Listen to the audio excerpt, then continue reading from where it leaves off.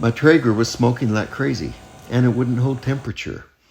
I suspected a bad temperature sensor, but instead I found this. Look at this Firepot. It's essentially disintegrated. Look at it compared to this new one. Well, in this video, I'm going to show you exactly how to replace this. It'll take you about 10 minutes.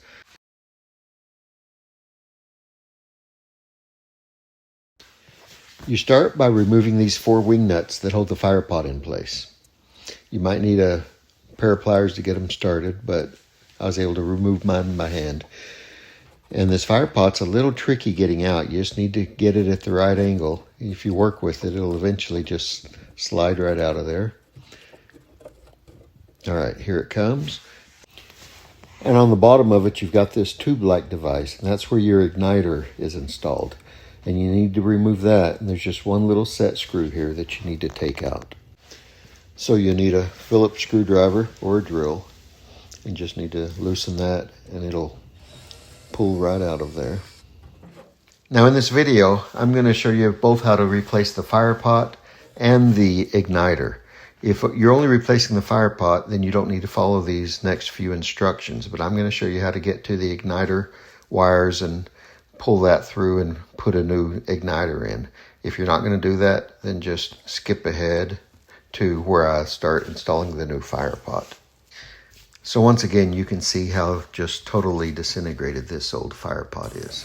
While this is opened up, it's a good idea to use a shop vac and get all the rust and the ash and stuff out of here and give it a good cleaning before you put that new Firepot in.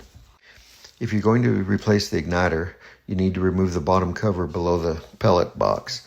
And there's 2 screws right here that you need to take out, and it just takes a Phillips screwdriver.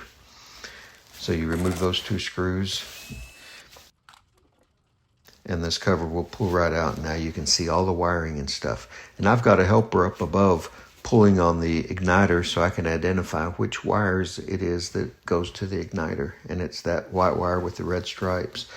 And to get to all the wiring, I also need to remove the fan. And as you pull the fan out, you want to remember which direction it was facing, which side was up and which side was down, because you don't want to put it in backwards. And then you need to pull this little control panel off, and that's where you can disconnect the wires. And again, it's this white wire with the red stripes. You just want to pull that off. You just squeeze the little plastic connector, and it should pull right off of there. And what I'm going to do with the old igniter is I'm going to tape my new igniter onto it. I'm going to use the old igniter to pull the new igniter wire through the auger area and get it down to that wiring area so that I can connect it. So just a little bit of electrical tape or something, and you want it on there pretty tight. You don't want it to pull loose. And it's not a bad idea to have a helper up here on top while you're pulling it down below. And if you'll just work that gently, you'll eventually be able to get that new wire pulled through there. And there's a small hole here that wire needs to go through. So you're going to have to take that tape off down here and then put it through that hole. And then you can reach through where that control panel is attached and find your new connector, pull it up through, and snap it in place. And you're essentially done. Then you just want to reinstall that control panel with these 4 screws. And then you're going to put the fan back in place. And again, you need to make sure you're putting the fan back the right direction, because you need it blowing up into the firebox. You don't want it sucking air out of there. So you're just going to put these 4 screws back into place, and that'll hold that fan in place, and you're done. Anyway, once you've got that done, you're just going to put this bottom cover back into place and attach it with these 2 screws. You're basically done down below, and then you've got to put this igniter in. You install it. You want it sticking out about 1/4 inch into the Firepot.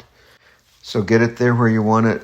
You might hand tighten that screw and then use a nut driver to tighten it and hold it in place real well, and then just double check it to make sure that it's right where you want it.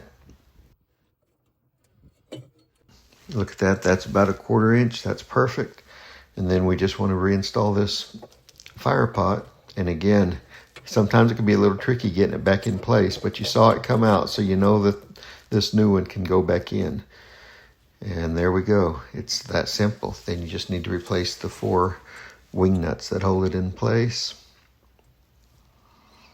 And I'm going to give them a little tighten with my needle nose pliers just to make sure it's not going to come loose. And now this project is complete. Thanks so much for watching this video. I hope it's been helpful to you. If it has, please click that like button down below. Also, I sure would appreciate it if you would subscribe to my channel. That way you can be notified when new videos come out. Thanks again.